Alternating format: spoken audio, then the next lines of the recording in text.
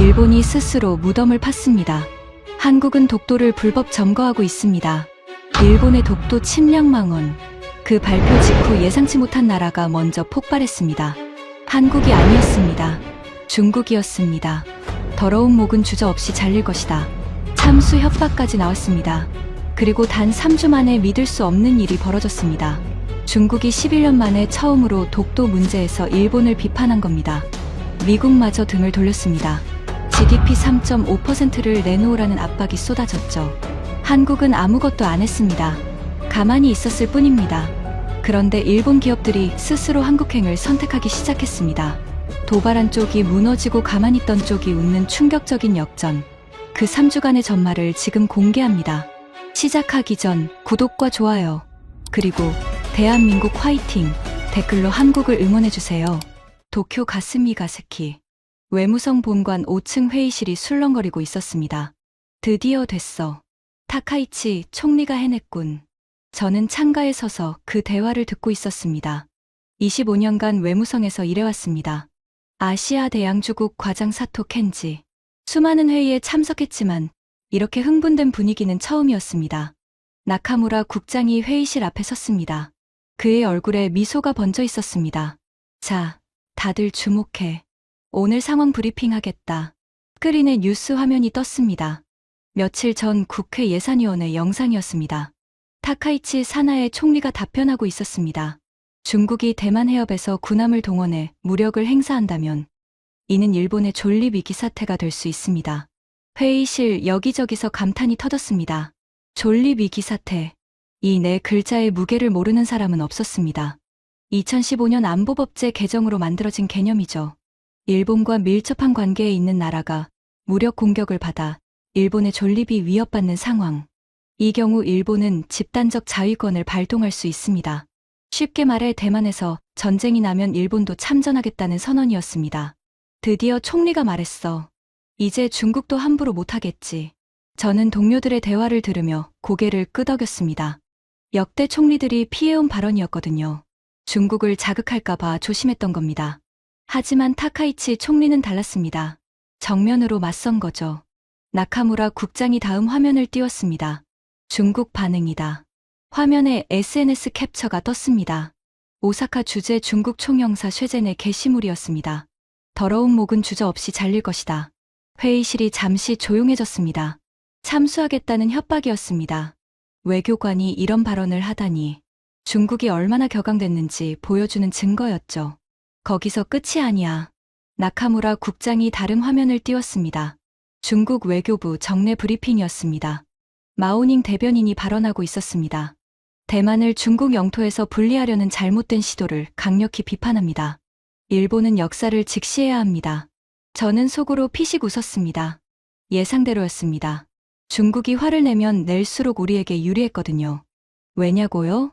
첫째, 미국이 일본 편을 듭니다. 미일 동맹은 70년 역사를 가진 철통 동맹이니까요.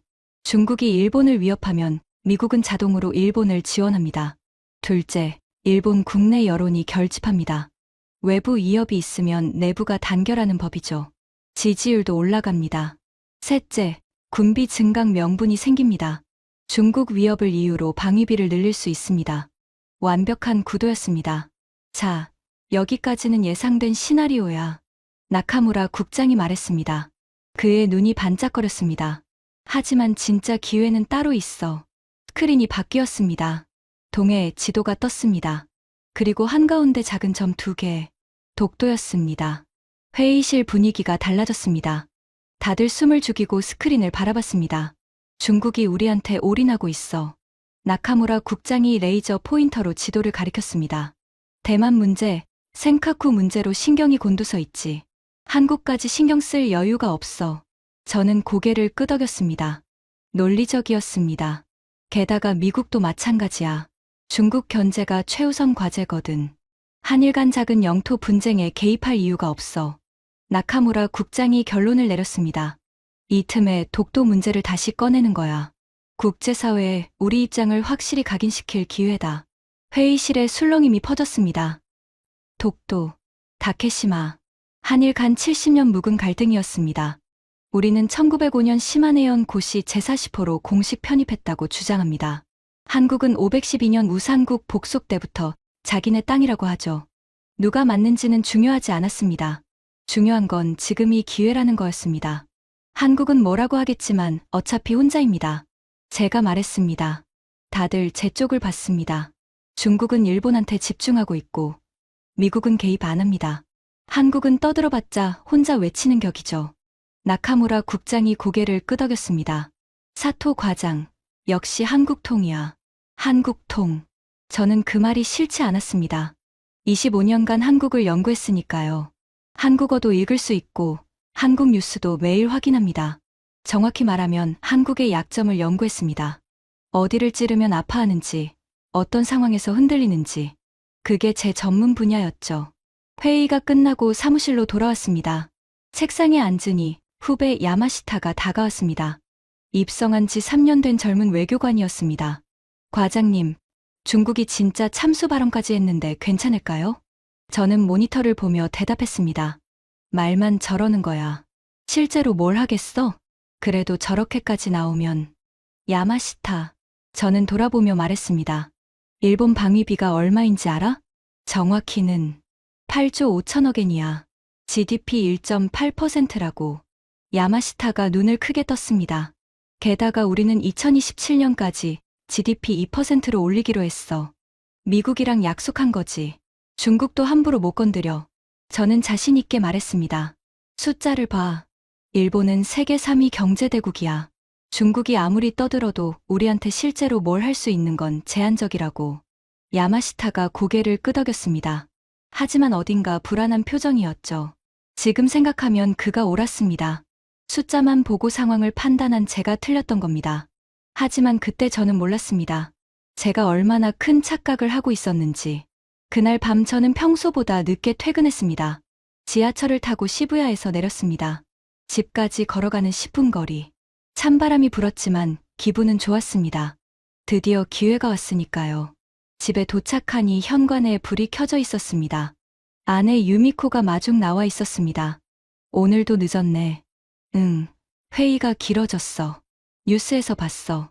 중국이 참수 어쩌고 했다던데. 별거 아니야. 말만 저러는 거지. 저는 구두를 벗으며 말했습니다. 거실로 들어가니 딸 유키가 소파에 앉아 노트북을 보고 있었습니다. 17살. 고등학교 2학년이었습니다. 유키, 아직 안 잤어? 숙제하고 있었어. 유키가 고개도 안 들고 대답했습니다. 요즘 사춘기라 그런지 아버지와 대화를 피하는 것 같았습니다. 저는 소파 맞은편에 앉았습니다. 유키의 노트북 화면이 눈에 들어왔습니다. 숙제가 아니었습니다. 유튜브였습니다. 화면에 한국 아이돌 그룹이 춤추고 있었습니다. 저는 표정이 굳어졌습니다. 유키. 왜? 그거 뭐야? 유키가 그제야 고개를 들었습니다. BTS인데? 몰라? 왜 그런 걸 봐? 제 목소리가 차가웠나 봅니다. 유키의 표정이 변했습니다. 뭐가 그런 거야? 다들 보는 건데. 한국 거잖아. 그래서 한국 거면 안 돼? 저는 대답하지 않았습니다. 하지만 불쾌한 기색이 얼굴에 드러났던 것 같습니다. 유키가 노트북을 탁 닫았습니다. 아빠는 왜 한국 얘기만 나오면 그래? 뭐가? 맨날 짜증내잖아. 한국 드라마 보면 끄라고 하고 한국 음식 먹으러 가자고 하면 싫다고 하고. 유키가 쏘아붙였습니다. 친구들은 다 한국 여행 갔다 왔거든? 나만 못 가. 갈 필요 없어. 왜? 왜 갈 필요가 없어? 유키의 목소리가 높아졌습니다. 아빠는 한국이 그렇게 싫어. 도대체 왜? 저는 입을 다물었습니다. 대답할 수 없었습니다. 아니, 대답하고 싶지 않았습니다. 됐어. 나 방에 갈게. 유키가 노트북을 들고 일어섰습니다. 쿵쿵거리는 발소리가 복도를 따라 멀어졌습니다. 아내가 한숨을 쉬었습니다. 또 그러네. 뭘. 유키가 요즘 한국 문화에 빠져 있거든. 친구들이 다 그렇다더라. 쓸데없는 짓이야. 쓸데없긴. K-팝이 세계적으로 인기라는 거 당신도 알잖아. 저는 대답하지 않았습니다. 방으로 들어가 문을 닫았습니다. 침대에 누웠지만 잠이 오지 않았습니다. 30년 전 일이 떠올랐습니다. 1995년. 오사카. 아버지는 작은 부품 회사를 운영하고 계셨습니다. 정밀 기계 부품을 만드는 회사였죠. 직원이 20명 정도 되는 중소기업이었습니다. 그의 아버지는 큰 결심을 했습니다. 한국 회사와 합작 사업을 시작한 거예요. 파트너는 부산의 중견기업이었습니다. 김 사장이라는 사람이 운영하는 회사였죠. 처음엔 잘 됐습니다. 일본 기술력과 한국 생산 비용의 결합, 시너지가 났습니다. 주문이 밀려들었고 공장을 확장했습니다. 아버지는 기뻐하셨어요. 켄지, 한국 사람들 성실해. 밤새워서 일하더라고. 같이 크게 해보자고 그랬다. 그때 저는 중학생이었습니다. 아버지가 사업 얘기를 할 때면 눈을 반짝이며 들었습니다. 언젠가 나도 아버지처럼 사업가가 되겠다고 생각했죠. 1년이 지났습니다. 어느 날 아버지가 창백한 얼굴로 집에 돌아왔습니다. 여보, 무슨 일이에요? 어머니가 물었습니다. 아버지는 대답하지 않았습니다. 그냥 소파에 털썩 주저앉았습니다. 손에 들린 서류가 바닥에 떨어졌습니다. 끝났어. 아버지가 중얼거렸습니다. 뭐가요? 무슨 말이에요? 김 사장이, 그 자식이. 아버지의 눈이 충혈되어 있었습니다. 계약 파기했어. 우리 기술 다 빼갔어. 한국 파트너가 갑자기 계약을 파기했습니다. 1년간 합작하면서 일본 기술을 습득한 거죠. 핵심 노하우를 다 배운 뒤 독자 생산을 시작한 겁니다. 아버지 회사는 무너졌습니다. 한국 시장용으로 공장을 확장했는데 그 주문이 전부 사라졌습니다. 빚만 남았습니다. 은행 대출을 갚을 길이 없었습니다. 집도 팔아야 했습니다. 오사카 교외의 단독주택에서 좁은 아파트로 이사했습니다. 저는 전학을 가야 했고 친구들과 헤어져야 했습니다. 어머니는 그 충격으로 쓰러지셨습니다. 병원에서 스트레스성 위궤양이라고 했습니다. 한 달간 입원하셨죠. 아버지는 매일 밤 술을 마셨습니다. 저 놈들한테 당했다. 믿은 내가 바보지. 한국 놈들은 다 똑같아. 벽에 머리를 박으며 울부짖는 아버지를 봤습니다. 무너진 사람의 모습이었습니다. 저는 그때 맹세했습니다. 반드시 외무성에 들어가겠다고. 국가 간 관계를 다루는 자리에 서겠다고. 그리고 한국을 상대하는 전문가가 되겠다고. 아버지의 원한을 갚겠다고. 도쿄대 법학부에 진학했습니다. 외교관 시험을 준비했습니다. 삼수 끝에 합격했습니다. 외무성에 들어간 뒤 자원에서 아시아 대양주국에 배치받았습니다. 한국 담당 부서였죠. 동료들은 왜 인기 없는 부서를 자원하느냐고 했습니다. 저는 웃기만 했습니다. 이유를 말할 수 없었으니까요. 25년이 지났습니다. 그 사이 한국은 변했습니다. IMF 위기를 극복하고 세계 10위 경제대국이 됐습니다. 삼성, 현대, LG가 글로벌 기업으로 성장했습니다. K-팝과 K-드라마가 전 세계를 휩쓸었습니다. 하지만 제 안의 감정은 변하지 않았습니다. 아버지는 5년 전 돌아가셨습니다. 간경화였습니다. 술이 원인이었죠. 임종 때 제 손을 잡으며 말씀하셨습니다. 켄지, 아버지가 못다 한 일이 있어. 아버지, 말씀하지 마세요. 저 놈들한테 당한 것 잊지 마라. 그게 마지막 말씀이었습니다. 저는 침대에서 일어나 책상으로 갔습니다. 서랍을 열었습니다. 낡은 사진 한 장이 있었습니다. 1995년 오사카 공장 앞에서 찍은 사진이었습니다. 아버지와 김 사장이 나란히 서서 웃고 있었습니다.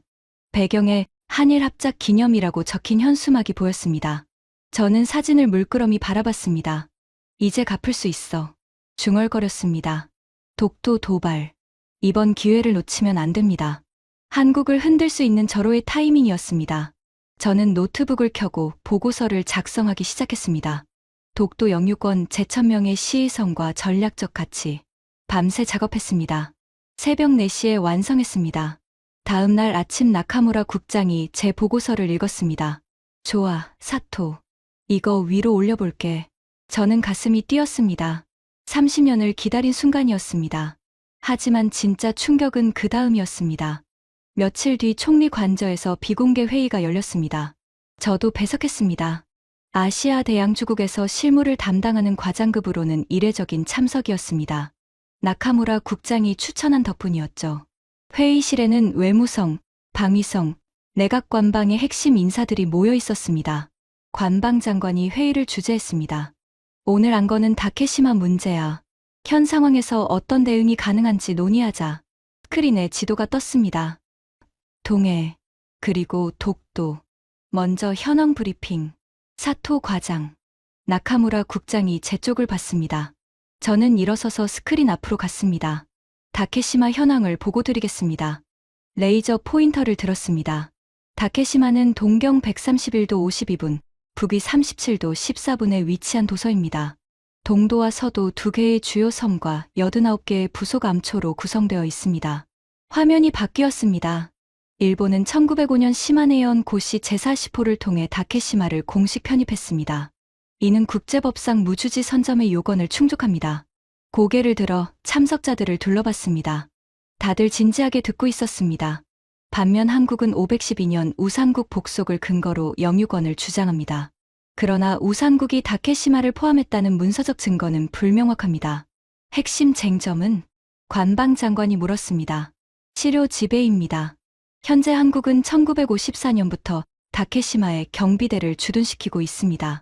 등대, 접안시설, 숙소를 건설했고 우편번호도 부여했습니다. 저는 화면을 전환했습니다. 문제는 국제사회의 관심 부족입니다.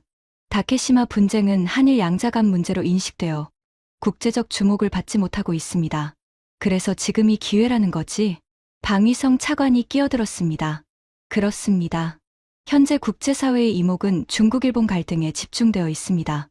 이 틈을 이용해 다케시마 문제를 국제 이슈화할 수 있습니다. 구체적인 방안은? 관방장관이 물었습니다. 저는 준비한 자료를 넘겼습니다. 3단계 전략을 제안합니다. 화면에 도식이 떴습니다. 1단계. 정부 공식 성명 발표. 다케시마에 대한 영유권을 재확인합니다. 역사적, 국제법적 근거를 명확히 제시합니다. 한국 반응은 강력 반발하겠죠. 외교부 성명, 국회 규탄 결의 등이 예상됩니다.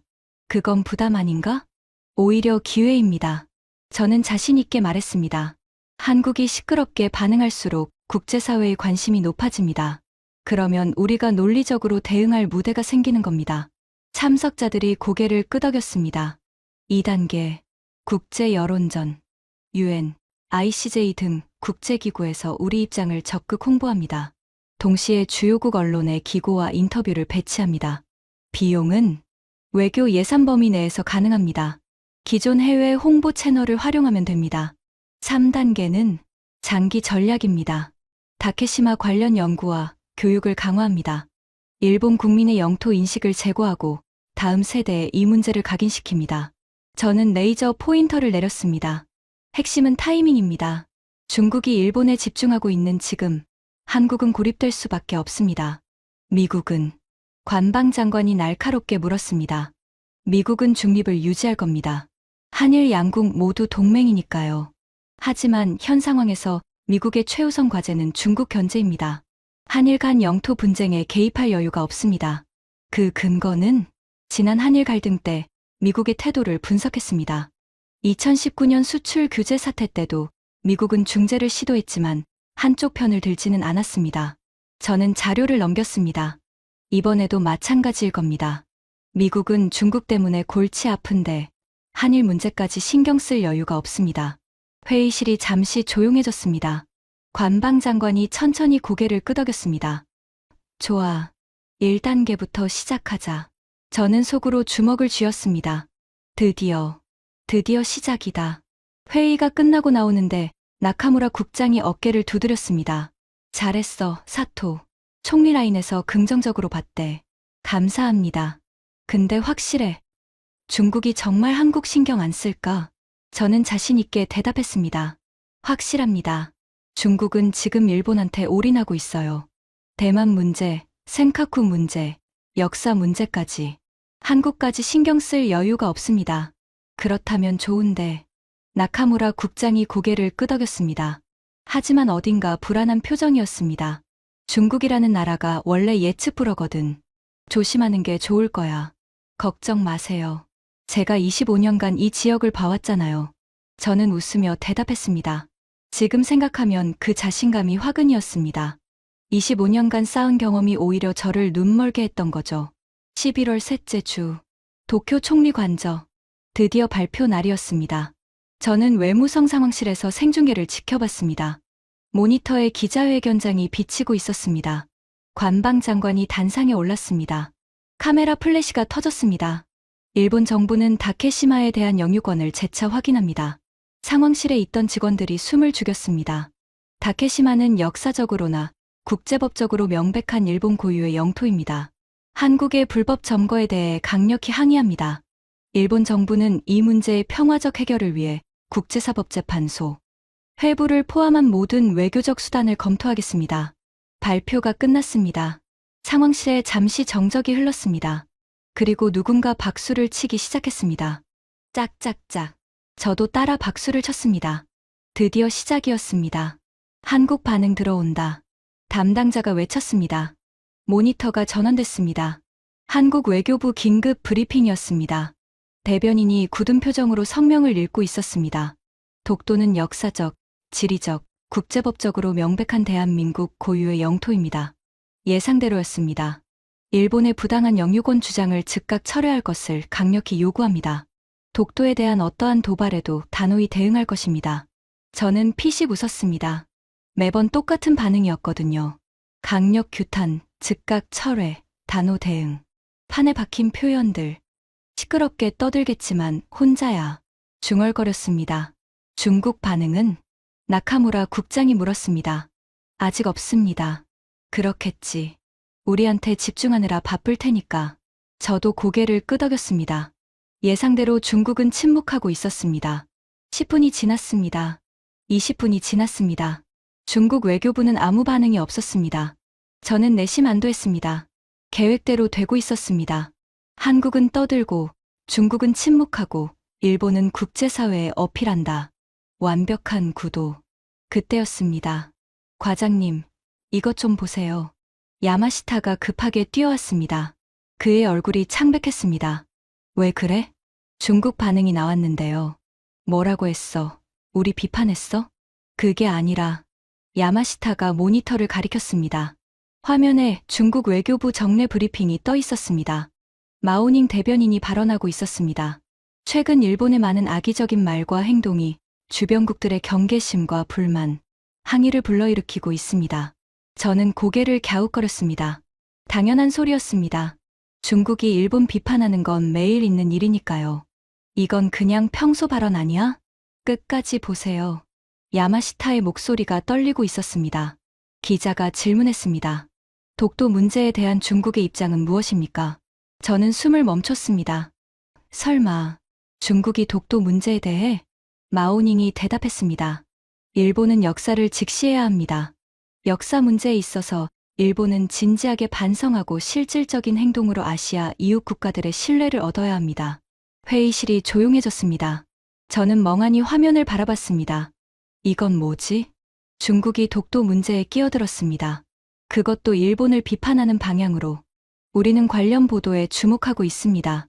마오닝의 마지막 말이었습니다. 상황실에 무거운 침묵이 흘렀습니다. 이게 무슨... 나카무라 국장이 신음했습니다. 중국이 왜? 우리랑 싸우면서 왜 한국 문제에?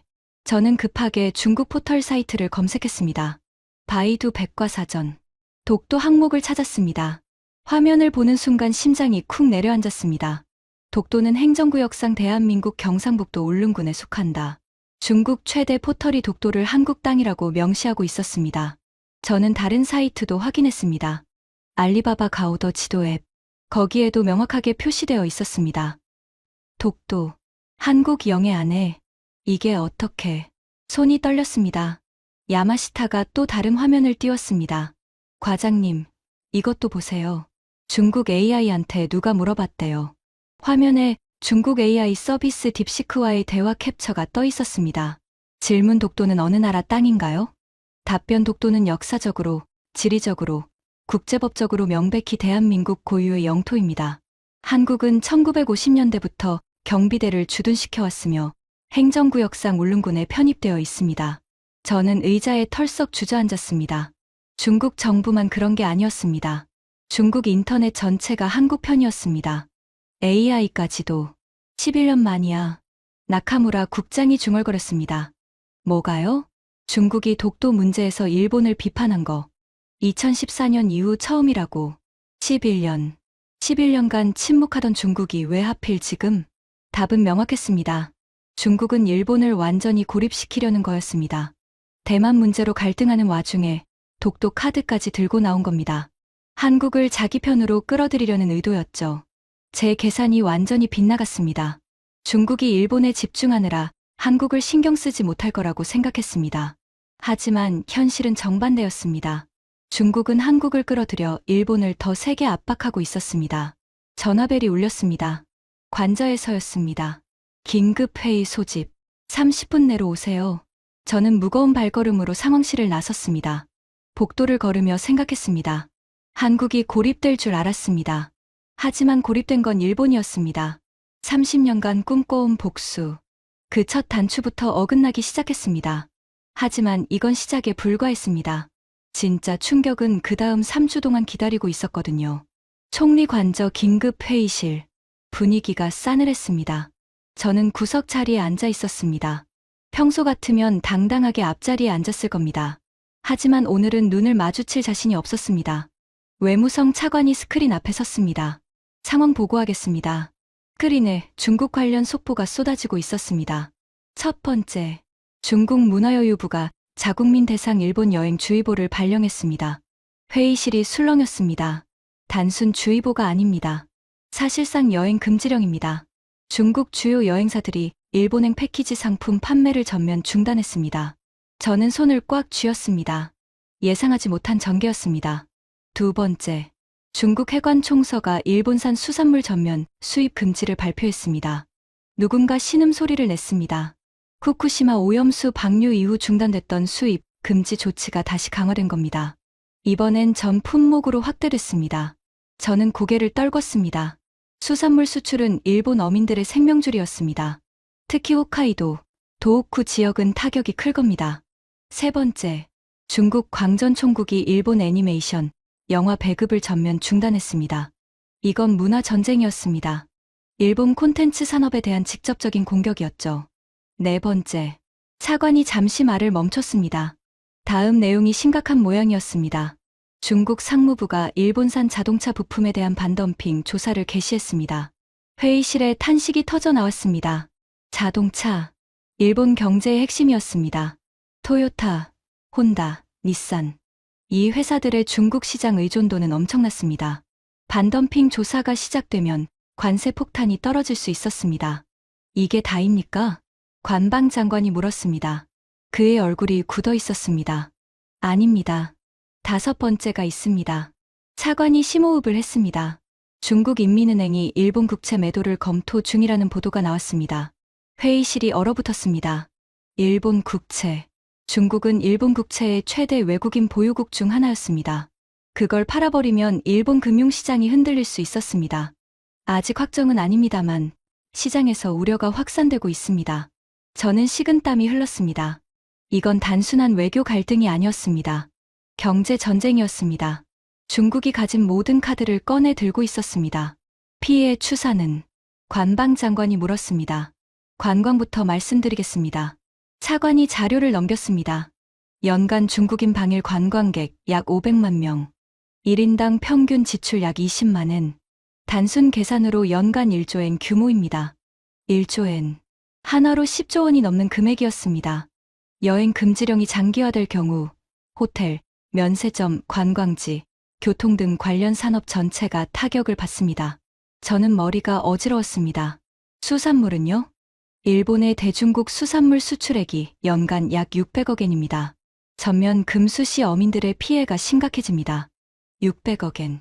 작은 금액이 아니었습니다. 특히 지방 경제에는 치명적이었죠. 자동차는? 이건 추산이 어렵습니다. 반덤핑 관세가 실제로 부과되면 수조엔 규모의 피해가 예상됩니다. 회의실에 무거운 침묵이 흘렀습니다. 반대로 한국은요? 누군가 물었습니다. 차관이 자료를 넘겼습니다. 한국 쪽 상황입니다. 중국 온라인 여행 플랫폼에서 한국이 최선호 여행지 1위로 올라섰습니다. 저는 이를 악물었습니다. 한국행 중국 노선 탑승률이 77%까지 올랐습니다. 일본에서 빠진 관광객이 한국으로 몰리고 있습니다. 우리가 잃는 만큼 한국이 얻고 있었습니다. 화장품도 마찬가지입니다. 중국 소셜미디어에서 일본 화장품 불매 움직임이 확산되고 있고 대체제로 한국 화장품이 부상하고 있습니다. 저는 손톱이 손바닥을 파고드는 것도 몰랐습니다. 회의가 끝나고 복도로 나왔습니다. 나카무라 국장이 담배를 물고 있었습니다. 손이 떨리고 있었습니다. 사토, 어떻게 된 거야? 저는 대답하지 못했습니다. 자네가 한국은 고립된다고 했잖아. 중국이 신경 쓸 여유 없다고. 죄송합니다. 고개를 숙이는 수밖에 없었습니다. 죄송은 무슨. 지금 수습책을 찾아야지. 나카무라 국장이 한숨을 쉬었습니다. 미국이라도 확실하게 잡아야 해. 미일 동맹은 건재하다는 걸 보여줘야 한다고. 저는 고개를 끄덕였습니다. 그래요. 미국이 있었습니다. 70년 동맹의 미국이. 하지만 그 희망도 곧 무너지게 됩니다. 다음 날 아침, 저는 외무성 사무실에서 밤을 새웠습니다. 모니터 앞에서 중국 동향을 분석하고 있었습니다. 커피를 5잔째 마시고 있었죠. 눈이 충혈되어 있었습니다. 그때 야마시타가 뛰어들어왔습니다. 과장님, 중국 외교부 정례 브리핑 보셨어요? 어제 거? 봤지. 아니요, 오늘 거요. 지금 막 끝났는데. 야마시타가 노트북을 펼쳤습니다.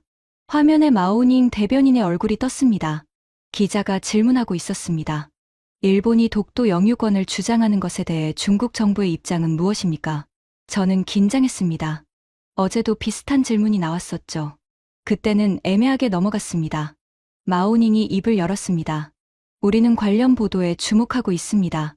최근 일본의 많은 악의적인 언행이 주변국들의 경계와 불만, 항의를 불러일으키고 있습니다. 여기까진 어제와 비슷했습니다. 하지만 다음 문장에서 저는 숨이 멎었습니다. 역사 문제에 있어서 일본은 진지하게 반성하고 실질적인 행동으로 아시아 이웃 국가들의 신뢰를 얻어야 합니다. 독도 문제 역시 이러한 역사 인식의 연장선에서 이해되어야 합니다. 저는 멍하니 화면을 바라봤습니다. 야마시타가 말했습니다. 과장님, 이거 사실상 한국 편든 거 아닙니까? 맞았습니다. 직접적으로 독도는 한국 땅이라고 하진 않았지만 맥락은 분명했습니다. 일본의 독도 주장을 역사 문제로 규정한 겁니다. 식민지배 반성 프레임에 끼워 넣은 거죠. 11년 만이야. 저도 모르게 중얼거렸습니다. 네. 2014년 이후로 중국이 독도 문제에서 일본을 비판한 건 처음이야. 야마시타의 얼굴이 창백해졌습니다. 저는 급하게 다른 자료들을 검색했습니다. 중국 인터넷 반응이 궁금했거든요. 결과는 충격적이었습니다. 중국 AI 서비스 키미에 누군가 질문한 캡처가 돌고 있었습니다. 질문 독도는 어느 나라 땅인가요? 키미의 답변이 화면에 떴습니다. 독도에 대해 설명드리겠습니다. 독도는 동해에 위치한 섬으로 한국은 1950년대부터 경비대를 주둔시켜 왔습니다. 행정구역상 대한민국 경상북도 울릉군에 편입되어 있으며 등대와 항만 시설, 주거 시설을 건설했고 우편번호도 부여했습니다. 저는 손이 떨렸습니다. 또 다른 AI 서비스 딥시크도 마찬가지였습니다. 독도는 역사적으로, 지리적으로, 국제법적으로 명백히 대한민국 고유의 영토입니다. 한국은 실효 지배를 하고 있으며 국제사회에서도 이를 인정하는 추세입니다. 저는 모니터 앞에서 한참을 멍하니 앉아 있었습니다. 중국 정부만 그런 게 아니었습니다. 중국 AI들도, 중국 포털도, 중국 지도 앱도 전부 한국 편이었습니다. 이건 우연이 아니었습니다. 중국 정부가 의도적으로 한국 편을 든 겁니다. AI 서비스들도 정부 방침에 따라 학습 데이터를 조정했겠죠. 바이두, 가오더 지도 같은 플랫폼들도 마찬가지고요. 그리고 그 이유는 뻔했습니다. 일본을 고립시키기 위해서, 한국을 자기 편으로 끌어들이기 위해서, 우리의 독도 도발이 오히려 중국에게 명분을 준 겁니다. 과장님, 야마시타가 조심스럽게 말했습니다. 한국 언론 반응도 나왔어요. 뭐라고 해? 중국이 한국 편들었다고 난리예요. 포털 실검 1위가 중국 독도 지지입니다. 저는 한숨을 쉬었습니다. 한국 입장에서는 뜻밖의 지원군을 얻은 셈이었습니다. 중국이 독도 문제에서 한국 편을 든 건 처음이나 다름없으니까요. 일본 여론은 혼란스러워하고 있습니다. 중국이 왜 갑자기 한중이 손잡는 거 아니냐, 이런 반응이 많아요. 저는 고개를 떨궜습니다. 제가 만든 시나리오가 완전히 뒤집혔습니다. 원래 계획 일본이 독도 도발 한국 고립 일본 유리, 현실 일본이 독도 도발 중국이 한국 지지 일본 고립, 정반대의 결과였습니다. 과장님, 미국은 어떻게 나올까요? 미국이라도 우리 편이면. 야마시타가 희망 섞인 목소리로 물었습니다. 저도 고개를 끄덕였습니다. 맞아요. 미국이 있었습니다. 70년 동맹의 미국이. 하지만 워싱턴에서 날아온 소식은 더 끔찍했습니다. 그날 오후, 외무성에 긴급 전문이 도착했습니다. 워싱턴 주재 일본 대사관에서 온 보고서였습니다. 급히 등급이 찍혀 있었습니다.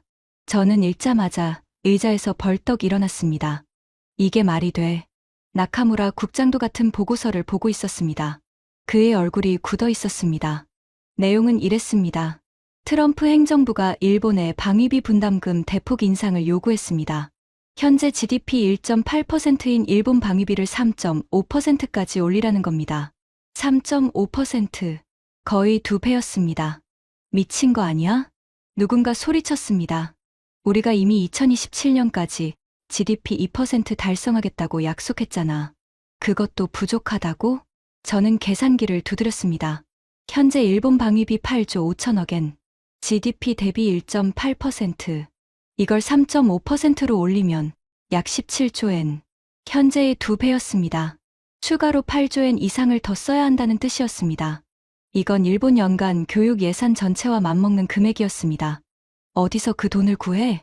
증세해야지. 아니면 다른 예산 깎거나.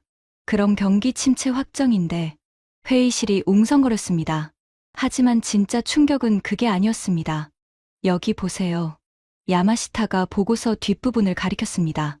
미일 스무드 장관급 회담이 무기한 연기됐습니다. 22회담. 외무장관과 방위장관이 만나는 미일 동맹의 핵심 채널이었습니다. 매년 정기적으로 열리는 중요한 회의였죠. 그게 연기됐다는 건 심상치 않은 신호였습니다. 왜 갑자기? 일본 측의 소극적 태도에 대한 불만이라고 합니다. 방위비 협상에서 진전이 없다고. 저는 머리를 감쌌습니다. 이건 협박이었습니다. 돈 더 내지 않으면 동맹 관계를 재고하겠다는 메시지였죠. 70년 동맹이 돈 문제로?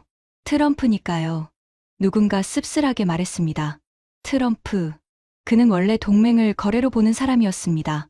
한국에도, 독일에도, 나토에도 방위비 압박을 했었죠. 이번엔 일본 차례였습니다. 그때 더 충격적인 소식이 들어왔습니다. 과장님, 이것 좀 보세요. 야마시타가 또 다른 기사를 띄웠습니다. 미국 국방부 관련 보도였습니다. 제목을 읽는 순간 저는 숨이 멎었습니다. 미 해군, 한국 조선소의 칠함대 정비 기지 타진. 뭐라고? 기사를 읽어 내려갔습니다. 미국 해군이 한국 군산항에 MRO 기지를 설치하는 방안을 검토 중이라는 내용이었습니다. MRO는 군함 정비, 수리, 운영을 뜻합니다. 현재 미 칠함대 함정 정비는 대부분 일본 요코스카와 사세보에서 이뤄지고 있었습니다. 그걸 한국으로 옮기겠다는 겁니다. 말도 안 돼. 저는 중얼거렸습니다. 우리가 70년간 미군 기지를 유치해왔는데 한국으로 옮긴다고? 야마시타가 추가 정보를 찾았습니다. 배경이 있습니다. 하나오션이 작년에 미 해군 지원함 정비를 성공적으로 완료했대요. USNS 앨런 셰퍼드호라는 함정인데 미 해군이 품질에 만족했다고 합니다. 저는 믿을 수가 없었습니다. HD연대도 MSRA 자격을 취득했습니다. MSRA가 뭔데? 미 해군 함정 정비 계약을 위한 필수 자격입니다. 이걸 취득해야 미 해군 함정을 정비할 수 있어요. 저는 손으로 이마를 짚었습니다. 한국 조선소들이 미 해군 시장에 진출하고 있었습니다. 그것도 아주 체계적으로. 시장 규모는 글로벌 해군 MRO 시장이 2029년까지 약 88조 원 규모로 성장한다고 합니다. 그중 미 해군 비중이 약 25%, 연간 20조 원 이상입니다. 20조 원. 어마어마한 시장이었습니다. 한국이 이걸 노리고 있었던 거야? 그런 것 같습니다. 한국 정부가 전략적으로 밀어주고 있대요. 저는 멍하니 앉아 있었습니다. 우리가 중국이랑 싸우고 한국 도발하느라 정신없는 사이 한국은 착착 준비를 하고 있었던 겁니다. 그리고 미국은 그런 한국을 선택하려 하고 있었습니다. 왜? 나카무라 국장이 물었습니다. 왜 한국인 거야? 일본 조선소가 못해서. 비용입니다. 야마시타가 대답했습니다. 한국 조선소 인건비가 일본의 70% 수준이래요.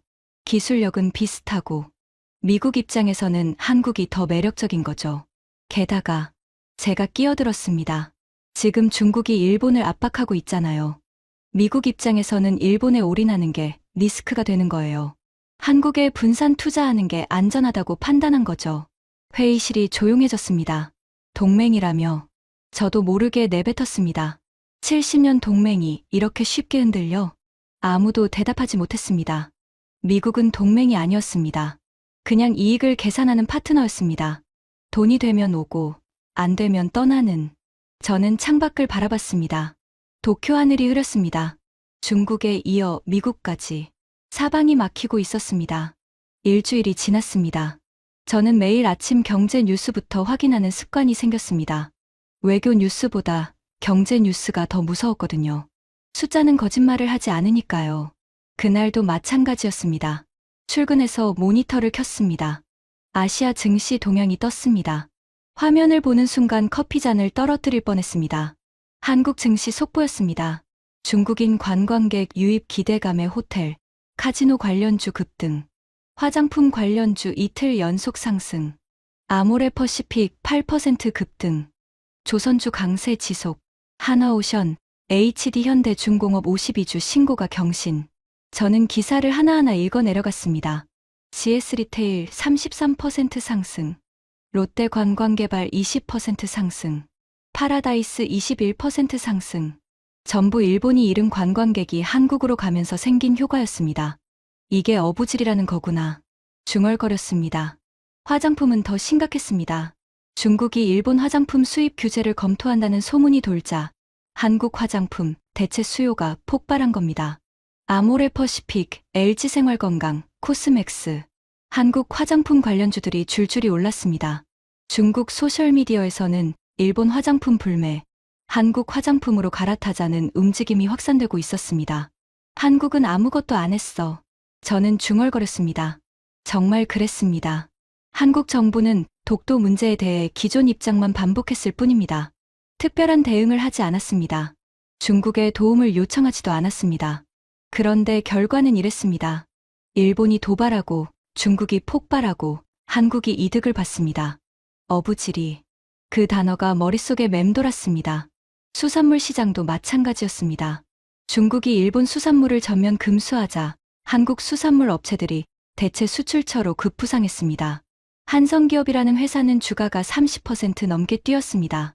오양수산, 사조대림 같은 회사들도 줄줄이 올랐습니다. 한국 수산물 수출업자들은 갑자기 쏟아지는 주문에 공장을 풀가동하고 있었습니다. 반면 일본 어민들은 비명을 지르고 있었습니다. 홋카이도 개 어민, 산리쿠 굴 양식업자, 규슈 참치 어선. 다들 중국 시장을 잃고 난감해하고 있었습니다. 저는 한숨을 쉬었습니다. 우리가 뭘 한 거지? 스스로에게 물었습니다. 독도를 도발해서 한국을 고립시키려 했습니다. 하지만 결과는 정반대였습니다. 중국은 일본을 더 세게 압박할 명분을 얻었습니다. 미국은 일본의 비용 분담 압박을 강화했습니다. 한국은 가만히 앉아서 관광객, 화장품, 수산물, 조선시장을 다 가져갔습니다. 그리고 일본은 사방에서 포위당했습니다. 그때 또 다른 기사가 눈에 들어왔습니다. NH투자증권 보고서 일중 갈등, 한국의 기회. 저는 클릭해서 읽어봤습니다. 한국 증권사가 분석한 자료였습니다. 일중 갈등이 장기화될 경우 한국 수혜 업종 관광, 호텔, 카지노, 화장품, 식품, 조선, 반도체 장비. 반면 피해 업종은 제한적. 한국은 일중 양측과 경제 관계를 유지하고 있어 충격 흡수 가능. 결론 일중 갈등은 한국의 기회. 저는 보고서를 읽으며 이를 악물었습니다. 기회. 한국에게는 기회였습니다. 일본이 중국과 싸우면서 피 흘리고 한국은 옆에서 열매를 따먹고 있었습니다. 이게 뭐야? 분노가 치밀었습니다. 한국은 아무것도 안 했습니다. 그냥 가만히 있었습니다. 그런데 다 가져갔습니다. 그때 전화가 울렸습니다. 나카무라 국장이었습니다. 사토, 지금 바로 와. 큰일 났어. 목소리가 떨리고 있었습니다.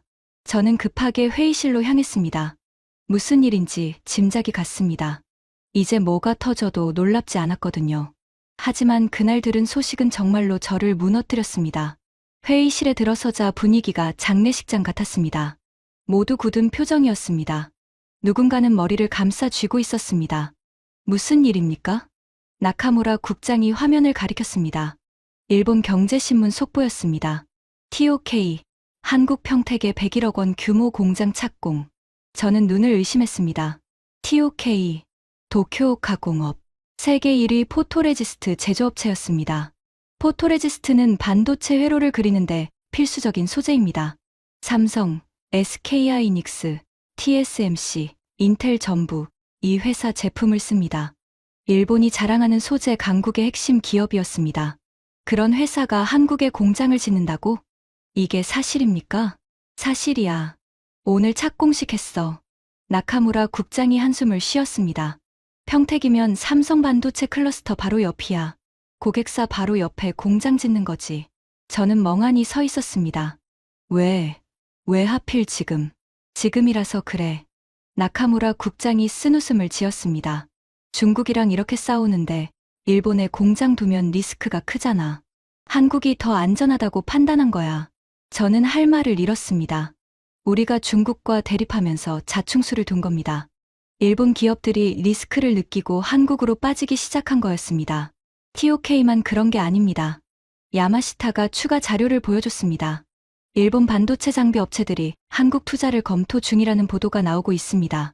한국이 K반도체 벨트를 조성하면서 외국 기업 유치에 적극적이거든요. K반도체 벨트, 용인, 이천, 화성, 안성, 평택을 잇는 반도체 산업 클러스터였습니다. 한국 정부가 622조 원을 투자해서 만들겠다고 발표한 프로젝트였죠. 우리 기업들이 한국을 키워주고 있는 거야. 누군가 신음했습니다. 저는 추가 기사를 검색했습니다. TOK뿐만이 아니었습니다. 신네츠화학, 세계 최대 실리콘 웨이퍼 업체, 한국 공장 증설을 검토 중이라는 보도가 나왔습니다. SCREN 홀딩스, 반도체 세정장비 업체, 한국 법인 확대를 논의 중이었습니다. 레이저텍, 반도체 검사 장비 업체, 한국기술지원센터 설립을 추진하고 있었습니다. 일본의 핵심 반도체 소재, 장비 업체들이 줄줄이 한국으로 향하고 있었습니다. 왜 다들 한국으로 가는 거야? 저는 소리쳤습니다. 이유는 세 가지입니다. 야마시타가 차분하게 설명했습니다. 첫째, 고객사 근접. 삼성, SK하이닉스가 세계 메모리 반도체 시장 70%를 장악하고 있습니다. 고객 옆에 있는 게 유리하죠. 둘째, 지정학적 리스크. 일본은 지금 중국과 전면전이잖아요. 기업 입장에서는 리스크 분산이 필요합니다. 셋째, 한국 정부 인센티브. K반도체 벨트 입주 기업의 세금 감면, 보조금 지원이 있습니다. 저는 고개를 떨궜습니다. 논리적이었습니다. 기업 입장에서는 합리적인 선택이었습니다. 하지만 국가 입장에서는 재앙이었습니다. 일본의 반도체 경쟁력은 소재와 장비에 있었습니다. 반도체 칩 자체는 한국, 대만에 밀렸지만 소재와 장비는 일본이 세계 최고였습니다. 2019년 한국에 수출 규제를 했을 때도 이 카드를 썼습니다. 포토레지스트, 불화수소, 플루오린 폴리이미드. 이 세 가지 소재를 규제해서 한국 반도체 산업을 압박했습니다. 그때는 통했습니다. 한국이 당황했으니까요. 하지만 6년이 지났습니다.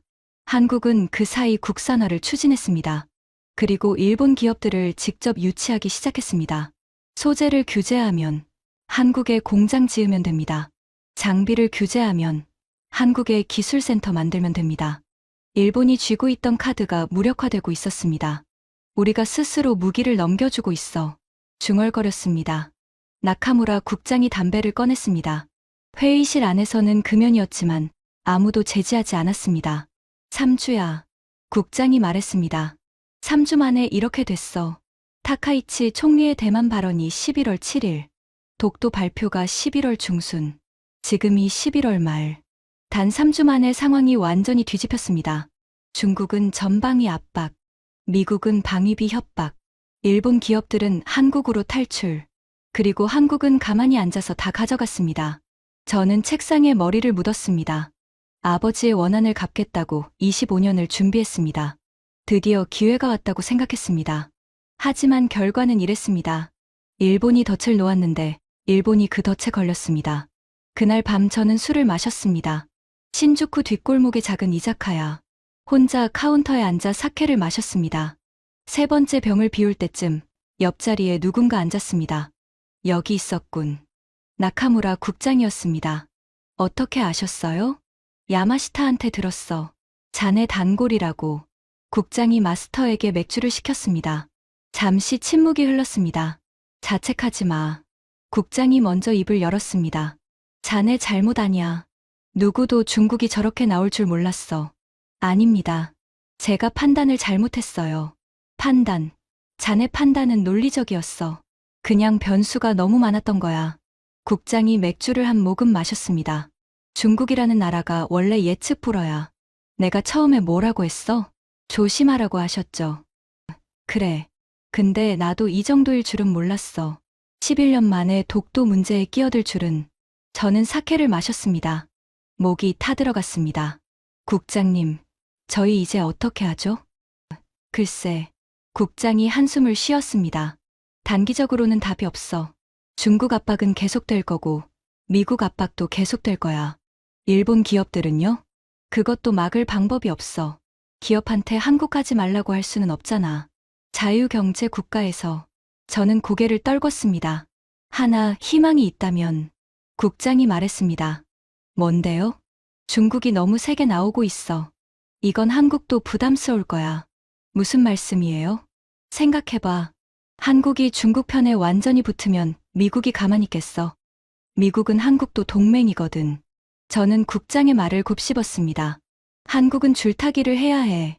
중국 덕을 보면서도 미국 눈치를 봐야 하는 거지. 그게 쉽지 않을 거야. 그래서요? 시간을 벌어야 해. 한국이 실수하길 기다리는 거야. 저는 고개를 끄덕였습니다. 하지만 마음 한구석에서는 의문이 들었습니다. 한국이 실수할까? 지금까지 본 한국은 교묘했습니다.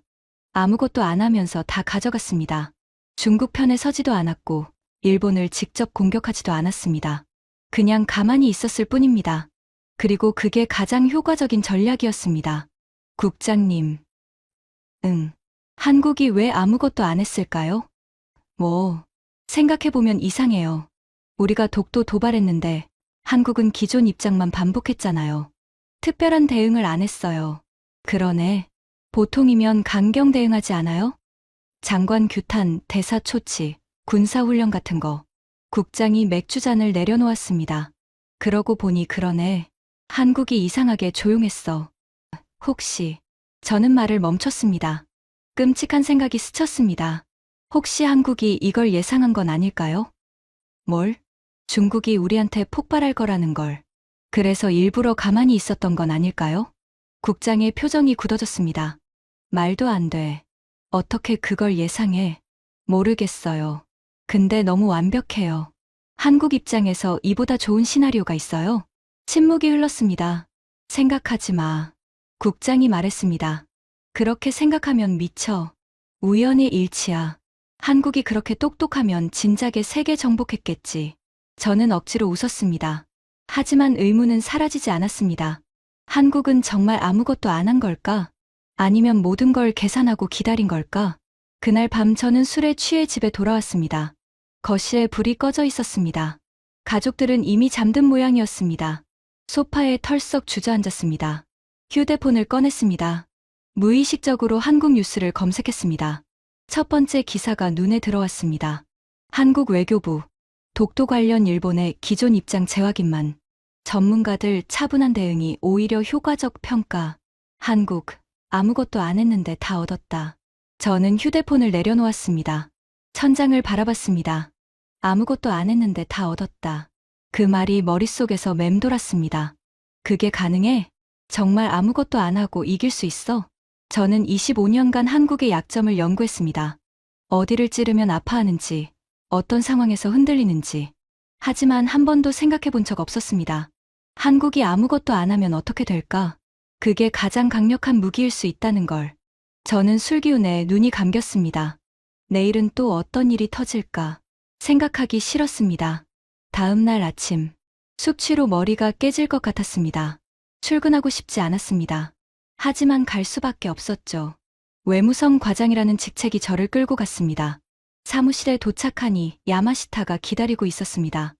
과장님, 괜찮으세요? 얼굴이 안 좋아 보여요. 괜찮아. 어제 술을 좀 마셔서. 책상에 앉았습니다. 모니터를 켜기 싫었지만 켜야 했습니다. 화면에 뉴스가 떴습니다. 또 한국 관련 소식이었습니다. 일중 갈등 3주, 한국이 얻은 것들. 저는 기사를 클릭했습니다. 한국 언론의 분석 기사였습니다. 기사는 지난 3주간의 상황을 타임라인으로 정리하고 있었습니다. 11월 7일, 타카이치 총리 대만 발언. 중국 참수 협박. 11월 10일, 중국 여행금 지령 발동. 일본 관광업 비상. 11월 12일, 중국 수산물 전면 금수. 일본 어민 시위. 11월 15일, 일본 독도 영유권 재천명. 한국 정부 기존 입장 반복. 11월 17일, 중국 외교부 독도 관련 일본 비판. 11년 만에 처음. 11월 20일, 트럼프 행정부 일본의 GDP 3.5% 요구. 미일 22 연기. 11월 22일, 미 해군 한국 조선소 MRO 기지 타진 보도. 11월 25일, TOK 한국 평택 공장 착공. 일본 반도체 기업 이탈 본격화. 저는 타임라인을 멍하니 바라봤습니다. 3주. 단 3주였습니다. 그 짧은 시간에 모든 게 뒤집혔습니다. 기사는 계속됐습니다. 한국이 얻은 것 중국 관광객 유입, 화장품 대체 수요, 수산물 수출 증가, 조선 MRO 시장 진출 기회, 반도체 소재 기업 유치. 한국이 한 것 없음. 기존 입장 반복만. 저는 쓴웃음을 지었습니다. 없음. 한국이 한 건 정말 없었습니다. 도발하지 않았습니다. 협박하지 않았습니다. 로비하지 않았습니다. 여론전을 벌이지 않았습니다. 그냥 가만히 있었습니다. 그런데 다 가져갔습니다. 과장님. 야마시타가 조심스럽게 다가왔습니다. 저기, 질문 하나 해도 될까요? 뭔데? 한국은 왜 아무것도 안 했을까요? 같은 질문이었습니다. 어젯밤 제가 나카무라 국장에게 했던 질문. 나도 몰라. 솔직하게 대답했습니다. 근데 결과적으로는 그게 최선이었던 것 같아. 왜요? 생각해봐. 한국이 강경 대응했으면 어떻게 됐을까? 야마시타가 고개를 갸웃거렸습니다. 일본도 강경 대응하고 양국 관계가 더 악화됐겠죠. 그렇지. 그러면 중국이 끼어들 명분이 줄어들어. 야마시타의 눈이 커졌습니다. 한국이 조용히 있으니까 중국이 더 적극적으로 나선 거군요. 그래. 한국이 피해자처럼 보이니까 중국이 한국 편들기 쉬웠던 거야. 저는 한숨을 쉬었습니다. 의도했든 안 했든 한국의 침묵이 최고의 전략이었어. 침묵이 흘렀습니다. 야마시타가 물었습니다. 과장님은 한국이 의도했다고 생각하세요? 저는 대답하지 않았습니다. 솔직히 모르겠었습니다. 한국이 이 모든 걸 계산했다면 대단한 거였습니다. 하지만 그냥 운이 좋았을 수도 있죠. 어느 쪽이든 결과는 같았습니다. 일본이 졌습니다. 그때 휴대폰이 울렸습니다. 아내 유미코였습니다. 여보, 나야. 응, 왜? 유키가 학교에서 전화 왔는데. 오늘 일찍 데리러 와달래. 왜? 무슨 일 있어? 몸이 안 좋대. 열이 있다고. 저는 시계를 봤습니다. 오후 2시였습니다. 알았어. 내가 갈게. 전화를 끊고 일어섰습니다. 야마시타, 나 좀 일찍 가봐야겠어. 딸이 아프대. 네, 알겠습니다. 조심히 가세요. 저는 사무실을 나섰습니다. 지하철을 타고 유키 학교로 향했습니다.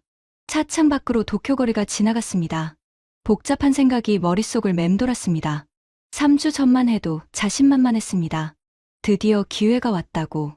아버지의 원한을 갚을 수 있다고. 하지만 지금은 모든 게 무너졌습니다. 중국은 적이 됐습니다. 미국은 돈을 요구했습니다. 일본 기업들은 한국으로 떠났습니다. 그리고 한국은 가만히 앉아서 다 가져갔습니다. 내가 뭘 한 거지? 중얼거렸습니다. 25년간 한국의 약점을 연구했습니다. 어디를 찌르면 아파하는지 분석했습니다. 하지만 한 번도 생각 못했습니다. 한국이 안 맞아주면 어떻게 되는지, 도발에 반응하지 않으면 어떻게 되는지. 한국은 그걸 알고 있었던 걸까요? 아니면 그냥 운이 좋았던 걸까요? 어느 쪽이든 저는 졌습니다. 유키 학교에 도착했습니다. 보건실에 유키가 누워 있었습니다. 얼굴이 붉었습니다. 유키, 괜찮아? 아빠가 왔어? 유키가 놀란 표정을 지었습니다. 엄마가 바빠서 내가 왔어. 일어날 수 있어? 응. 유키를 부축해서 학교를 나왔습니다. 택시를 잡아서 집으로 향했습니다. 택시 안에서 유키가 기대어 왔습니다. 열 때문인지 몸이 뜨거웠습니다. 아빠, 고마워. 뭐가? 데리러 와줘서. 아빠 바쁜 거 알거든. 저는 아무 말 하지 않았습니다. 가슴이 찔렸습니다. 유키와 이렇게 단둘이 있는 게 얼마만인지 모르겠었습니다. 매일 야근하느라 얼굴 보기도 힘들었으니까요. 아빠. 응. 나 질문해도 돼? 뭔데? 유키가 잠시 망설였습니다. 아빠는 왜 한국 싫어해? 또 그 질문이었습니다. 며칠 전에도 물었던. 하지만 이번엔 피하고 싶지 않았습니다. 할아버지 때문이야. 할아버지? 응. 할아버지가 옛날에 한국 사람이랑 사업했거든. 근데 잘 안 됐어. 그래서 할아버지가 많이 힘들어 하셨어. 그래서 나도 한국이 싫어졌고. 유키가 고개를 갸웃거렸습니다. 근데 그건 할아버지 일 아니야? 뭐, 아빠가 직접 당한 건 아니잖아. 할아버지가 그런 거지. 저는 말문이 막혔습니다. 그리고 한국 사람이 다 그런 것도 아니잖아. 한 명이 그랬다고 전체를 싫어하는 건 이상해. 유키의 말이 가슴에 박혔습니다. 17살짜리 딸의 말이었습니다. 하지만 반박할 수 없었습니다. 맞았습니다.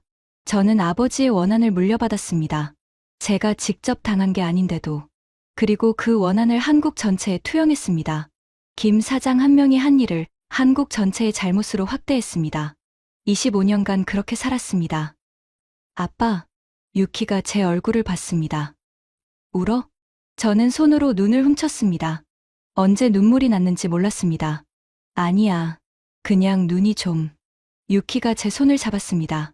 아빠, 나 한국 여행 가고 싶어. 알아. 같이 가면 안 돼. 아빠랑 같이. 저는 창밖을 바라봤습니다. 도쿄 거리가 흐릿하게 보였습니다. 생각해 볼게. 진짜? 유키의 목소리가 밝아졌습니다. 응. 약속은 못하지만 생각해 볼게. 유키가 웃었습니다. 열로 붉어진 얼굴에 미소가 번졌습니다. 저는 유키의 손을 꽉 잡았습니다. 30년 묵은 원한. 아버지에게 물려받은 감정. 그게 정말 제 감정이었을까요? 아니면 아버지의 감정을 그냥 복사한 걸까요? 저는 25년간 한국을 연구했습니다. 약점을 분석하고 기회를 노렸습니다. 하지만 한 번도 한국에 가본 적 없었습니다. 한국 사람과 제대로 대화해 본 적도 없었습니다. 그냥 미워했습니다. 아버지가 미워했으니까 저도 미워했습니다. 그게 과연 옳았을까요? 택시가 집에 도착했습니다. 유키를 방에 눕히고 이불을 덮어줬습니다. 푹 쉬어. 내일은 나을 거야. 응. 아빠, 고마워. 유키가 눈을 감았습니다. 저는 유키의 방을 나와 거실에 앉았습니다. 창밖으로 저녁 노을이 지고 있었습니다. 3주 전에는 모든 게 확실했습니다. 한국은 적이고, 일본은 옳고, 저는 아버지의 원한을 갚아야 했습니다. 하지만 지금은 아무것도 확실하지 않았습니다. 한국이 정말 적인지, 일본이 정말 옳은 건지, 아버지의 원한이 정말 제 것인지, 모든 게 흔들리고 있었습니다. 일주일 뒤, 저는 나카무라 국장에게 휴가를 신청했습니다. 휴가. 이 바쁜 때에, 죄송합니다. 개인 사정이 있어서, 국장이 한숨을 쉬었습니다. 어디 가는데? 한국입니다. 국장의 눈이 커졌습니다. 한국, 자네가? 네, 딸이 가고 싶어 해서 같이 가기로 했습니다. 국장이 한참 저를 바라봤습니다. 자네, 한국 처음이지? 네, 25년간 한국 담당하면서 한 번도 안 갔어. 회의나 출장은 있었지만 관광은 처음입니다. 국장이 의자에 기대앉았습니다. 좋아, 다녀와. 직접 보면 달라질 수도 있어. 감사합니다. 저는 사무실을 나왔습니다. 그날 저녁 유키에게 말했습니다. 유키, 겨울방학에 한국 가자. 유키의 눈이 동그래졌습니다. 진짜야? 응. 아빠가 약속했잖아. 생각해본다고. 유키가 소리를 질렀습니다. 대박, 아빠 최고. 유키가 달려와 안겼습니다. 저는 어색하게 유키를 안아줬습니다. 어디 가고 싶어? 서울. 명동, BTS 팝업 스토어, 한강 공원, 경복궁. 유키가 흥분해서 떠들었습니다. 저는 유키를 바라보며 생각했습니다. 30년간 미워했던 나라, 한 번도 가본 적 없는 나라, 이제 직접 가서 보려 합니다. 두려웠습니다. 제가 믿어온 것들이 무너질 수도 있으니까요. 하지만 동시에 기대됐습니다. 새로운 걸 볼 수 있으니까요. 아빠, 뭐 봐? 아니, 그냥. 빨리 여행 계획 세우자. 내가 다 알아볼게. 유키가 신나서 방으로 뛰어갔습니다. 저는 창밖을 바라봤습니다. 겨울 하늘이 맑았습니다. 아버지의 원한, 30년 묵은 감정, 25년간의 연구, 그 모든 게 이번 여행으로 바뀔지도 모릅니다. 아니, 바꾸고 싶었습니다. 더 이상 아버지의 감정을 살고 싶지 않았습니다. 제 눈으로 보고 제 마음으로 느끼고 싶었습니다. 한국이라는 나라를. 2주 뒤, 인천공항. 저는 유키와 함께 입국 심사대를 통과했습니다. 와, 공항 진짜 크다. 유키가 감탄했습니다. 저도 주변을 둘러봤습니다. 깔끔하고 현대적인 공항이었습니다. 로봇이 돌아다니며 안내를 하고 곳곳에 디지털 사이니지가 설치되어 있었습니다. 공항철도를 타고 서울역으로 향했습니다. 차창 밖으로 한국 풍경이 지나갔습니다.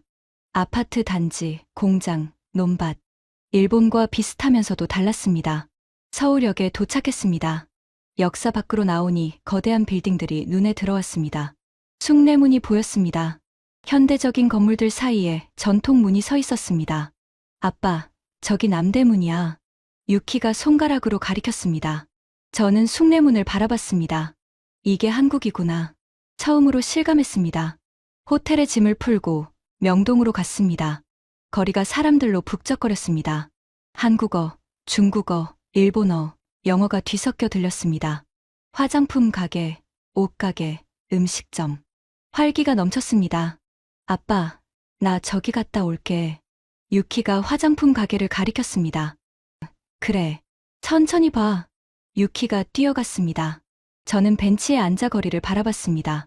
행복해 보이는 사람들, 웃고 떠드는 관광객들, 열심히 일하는 상인들, 평범한 사람들이었습니다. 제가 25년간 미워했던 나라. 하지만 여기 있는 사람들은 그냥 평범한 사람들이었습니다. 김 사장 같은 사람도 있겠죠. 하지만 그렇지 않은 사람이 더 많을 겁니다. 저는 한 나라 전체를 미워했습니다. 한 사람 때문에. 그게 얼마나 어리석은 일이었는지 이제야 깨달았습니다. 유키가 돌아왔습니다. 쇼핑백을 양손에 들고 있었습니다. 아빠, 엄청 샀어. 진짜 싸더라. 그래? 잘 됐네. 유키가 제 옆에 앉았습니다.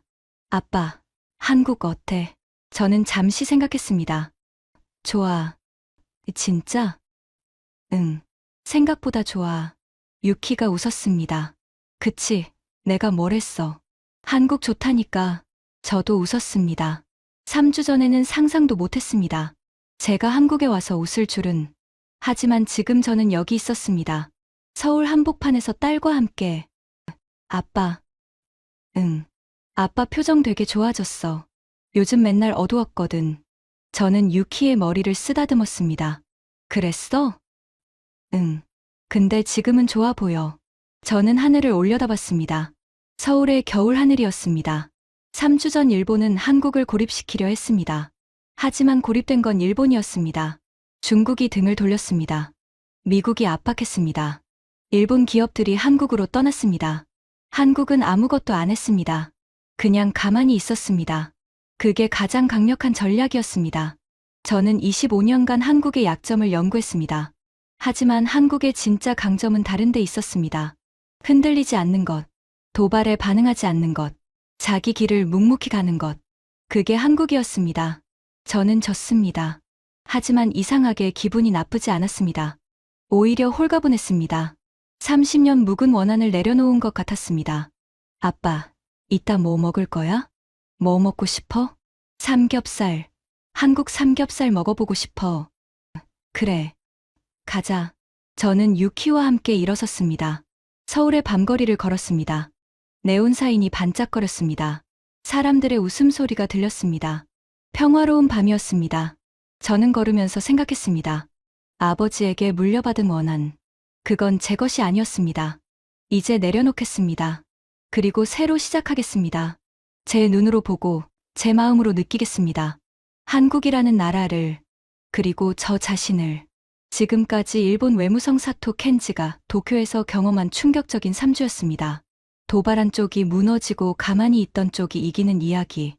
여러분의 주변에도 흔들리지 않는 힘이 퍼질 수 있도록 이 이야기를 널리 공유해 주세요. 작은 공유가 큰 자부심을 만듭니다.